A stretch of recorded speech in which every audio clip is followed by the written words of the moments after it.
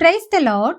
இன்றைக்கு daily dose of divine சேனல்ல ஏசாயா 4ஆம் அதிகாரம் வாசிக்க போகிறோம்.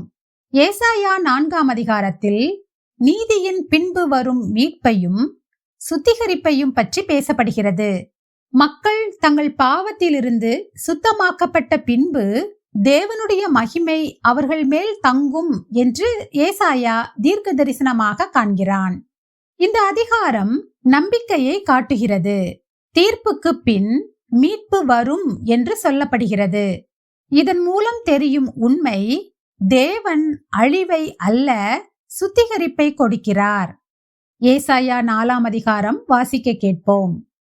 கர்த்தாவே, உம்முடைய வேதத்திலுள்ள அதிசயங்களை பார்க்கும்படிக்கு எங்கள் இருதயத்தின் கண்களை திறந்தருளும் சுவாமி. ஆமேன். ஏசாயா 4ஆம் அதிகாரம்.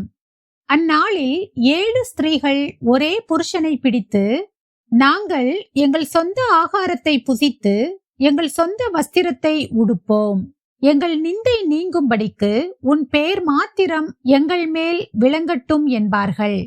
இஸ்ரவேலில் தப்பினவர்களுக்கு அந்நாளிலே கர்த்தரின் கிளை அலங்காரமும் மகிமையுமாயிருக்கும். பூமியின் கனி அவர்களுக்கு சிறப்பும் அலங்காரமுமாயிருக்கும். அப்பொழுது ஆண்டவர் சீயோன் குமாரத்திகளின் அழுக்கை கழுவி நியாயத்தின் ஆவியினாலும் சுட்டெரிப்பின் ஆவியினாலும் எருசலேமின் இரத்தப்பழிகளை அதன் நடுவிலிருந்து நீக்கிவிடும் போது, சீயோனில் மீதியாயிருந்து எருசலேமில் தரித்திருந்து ஜீவனுக்கென்று பேர் எழுதப்பட்டவன் எவனும் பரிசுத்தன் என்று சொல்லப்படுவான். அப்பொழுது கர்த்தர் சீயோன் மலையிலுள்ள எல்லா வாசஸ்தலங்களிலும் அதன் சபைகளின் மேலும் பகலில் மேகத்தையும் புகையையும் இரவில் கொழுந்துவிட்டு எரியும் அக்கினி பிரகாசத்தையும் உண்டாக்குவார். மகிமையானவைகளின் மேலெல்லாம் காவல் உண்டாயிருக்கும். பகலிலே வெயிலுக்கு நிழலாகவும் பெருங்காற்றுக்கும் மழைக்கும் அடைக்கலமாகவும் மறைவிடமாகவும் ஒரு கூடாரம் உண்டாயிருக்கும். நான் தேவனுடைய சுத்திகரிப்பை ஏற்றுக்கொள்கிறேனா? நாம் ஜெபிப்போம்.